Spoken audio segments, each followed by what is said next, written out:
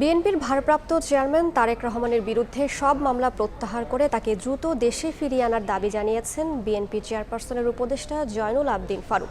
সকালে রাজধানীর পুরানা পল্টনে ফেনী সমিতি মিলনায়তনে ছাত্র জনতার আন্দোলনে শহীদদের স্মরণে আয়োজিত আলোচনার সভা ও দোয়া মাহফিলে যোগ দিয়ে এ দাবি জানান তিনি।